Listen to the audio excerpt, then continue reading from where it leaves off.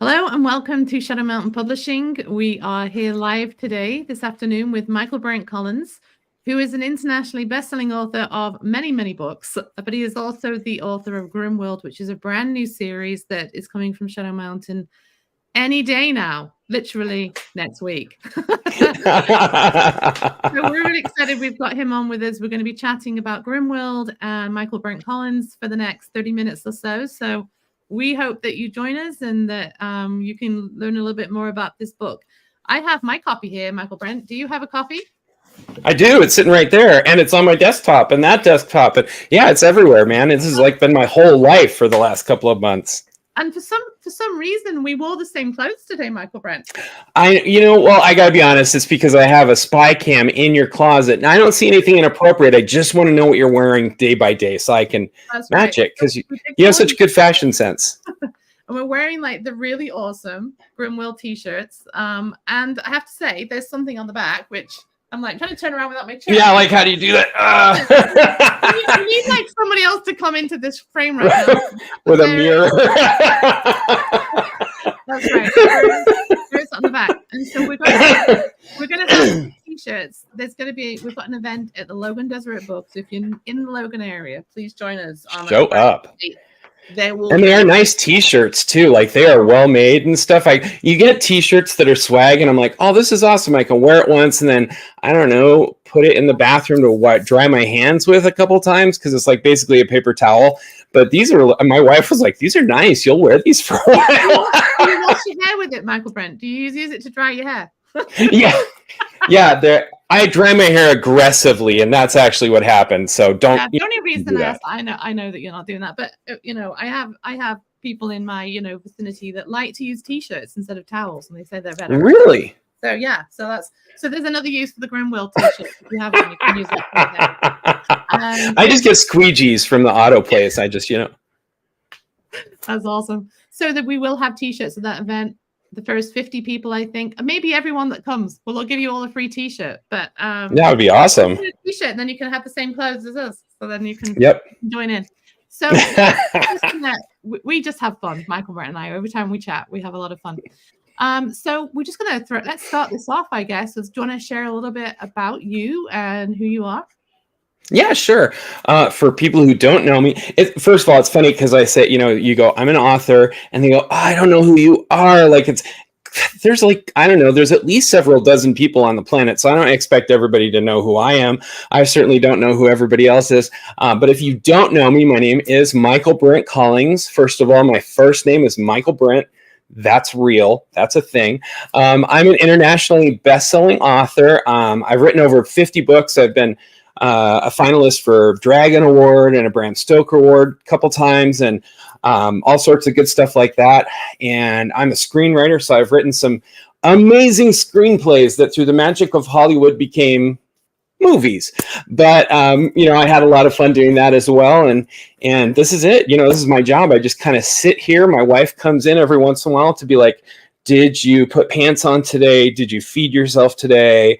Because that's the level I function at. And I write stories. I'm best known for kind of scary stories, but I've had bestsellers all over the world and literally just about every genre you can think of. And Grimworld is right in my wheelhouse, actually, because when I first started writing, I wrote a lot of scary stories. And my wife walks in one day and she's like, she's awesome. She's my best friend, and she's so smart and so nice and so pretty and just everything basically I am not. And she walks in and says, I love you and I love your books, but if you don't write something that I can read without like putting on a heart monitor cuff and putting the cops on speed dial, I will divorce you. So, I went to her shelf, and she loves middle grade fantasy stuff. And so I wrote her actually a whole series for her birthday, and I had so much fun. So this whole area is something that I really enjoy.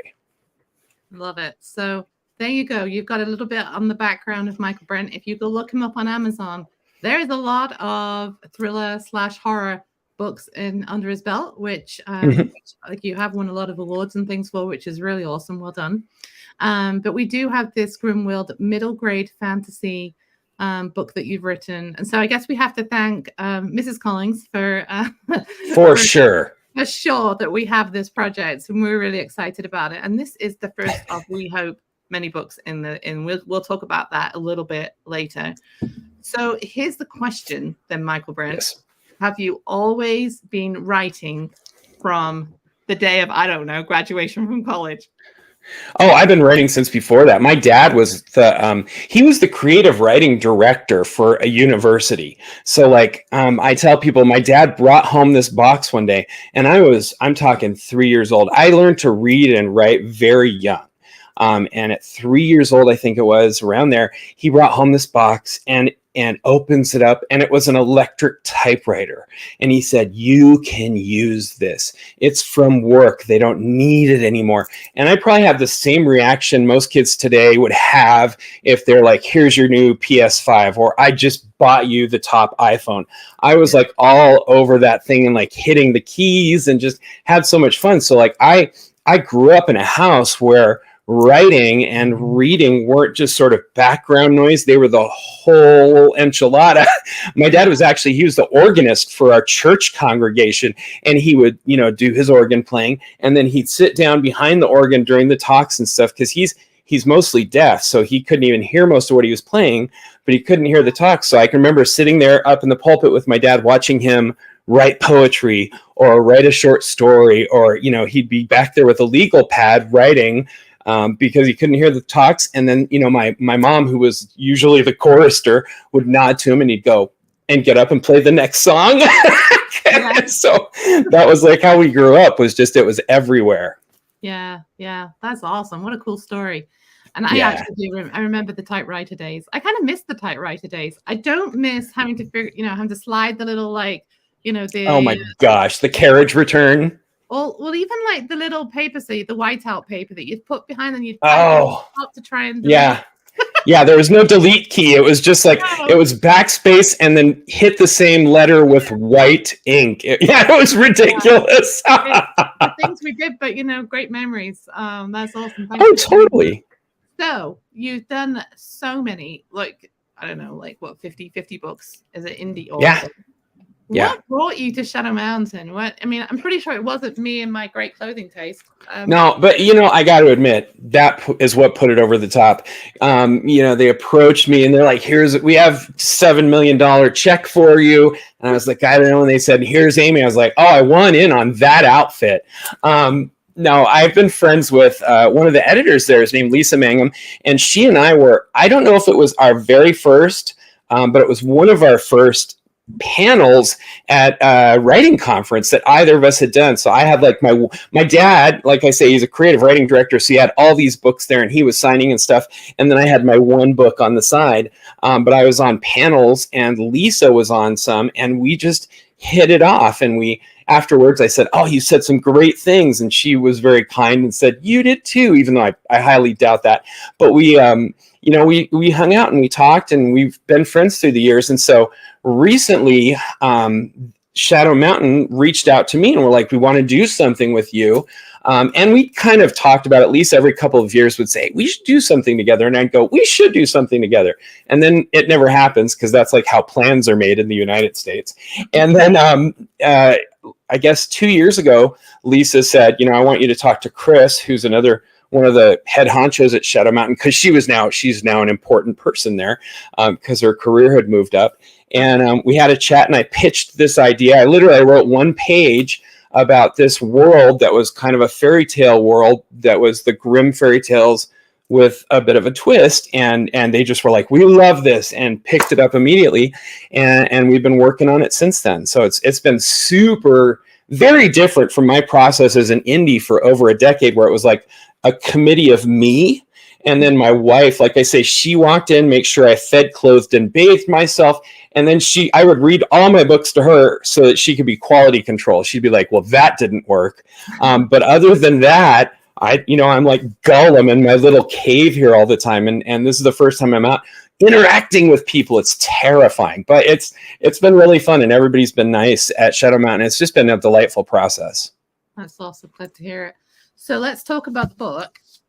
Yes. It's just the cover is amazing, first of all. Oh, they killed it. They killed it. It's the first thing you see on any book anyways. And I was telling Michaelbrent, I went to a conference in Tampa last fall, and we had posters. That's all we had. Mhm. No, actually, we had some books as well, right? We had the art books there. Just a couple. Yeah, and, yeah, yeah. and literally, they let the librarians in, woo, and they came running over, and they saw this, and they were like, "Give." Right. I need it. And so, like you said, we've been kind of pegging it as a cross between, the Grimm brothers, fairy tales, and Stranger Things. And I know we have a lot of fans of both. So, what a great mashup this is. But it is. Yeah. What would you say this is for, Michaelbrent? I think like the sweet spot, I would say the sweet spot perfect age would be, probably 5th grade. But I had a really cool experience when I wrote this. Like I say, I read everything to my wife, everything.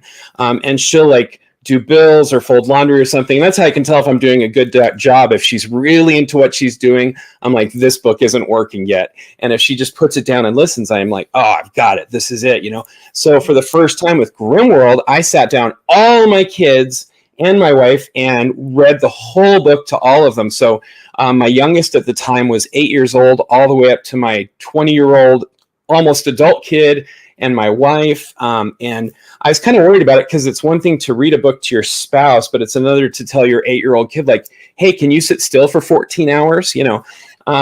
And the good news was we not only made it through the day, but the next morning, both my youngest woke me up and they're like, we got to get started. We got to get started.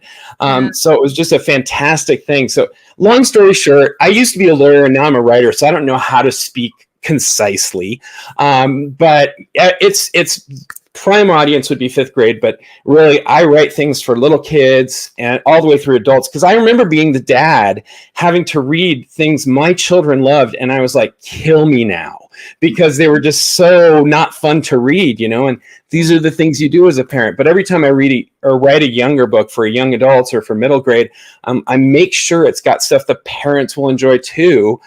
So I want this to be like a whole family event. Yeah, and it really is. I really believe that that's what's going to happen with this book. It is a book for all the family.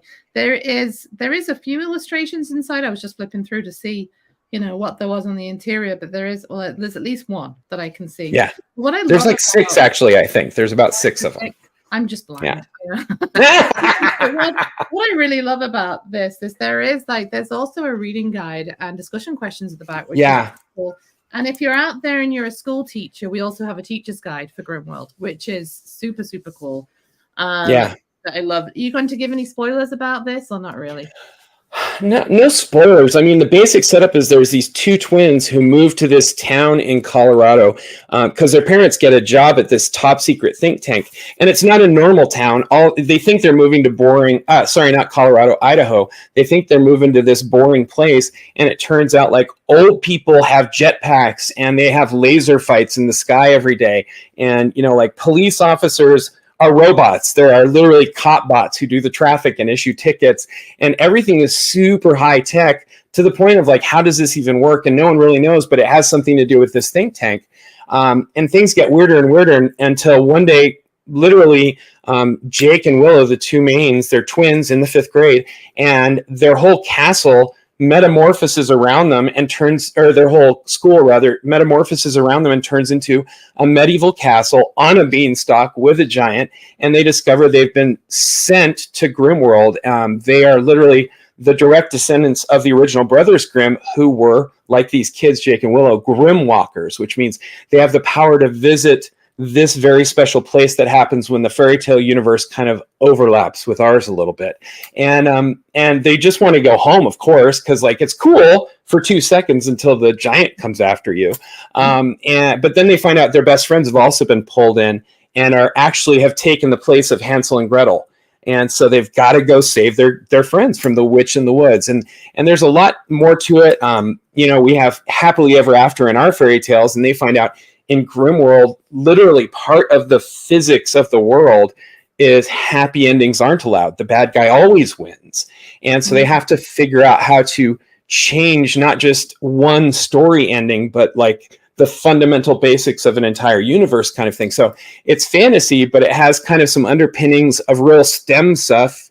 Actually, one of the first drafts I got back, and Lisa was like, I think we need to not have so much string theory. You got a little excited there, so it's got stuff that it's going to be fun for anybody who likes dragons. Check. If you like Star Wars, check. Again, because I sat down, it's like, I just want this to be just a blast, just straight fun for everybody. Yeah, I love it. It sounds super cool. And you mentioned there the whole Hansel and Gretel thing. That's quite clear in the front. The name of this book is The Witch in the Woods. Grimworld is the series title. Okay, we have a really cool giveaway today. This book does come out next week, but we're having a giveaway that we will close on Monday, which is the day before release. And we're going to give away 2 copies of the book and 2 t-shirts. So we'll have one winner win a book and a t-shirt, and another. And right now, I think I have all the sizes. So get in on that while it's hot. I'm going to be squeezing you into a size small. Everyone knows that's always what's left. It's the extra small and the 2XL, right? So right. Totally. It's petite for one of the Asian countries that's smaller boned and stuff. And I look like a sausage when I wear those. Size of t-shirt. We're really excited about that. Yes.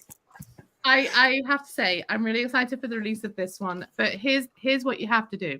So we want you to say in the comments, let's have them guess the fairy tale of book 2. Oh, that's a good one. Because I just finished that and turned it into you guys. So there's going to be a book 2. I know what it is, but you don't know what it is. And so that's going to be the question that you have to answer.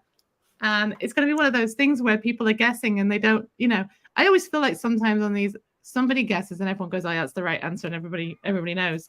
That's not the case because very few people know the actual one.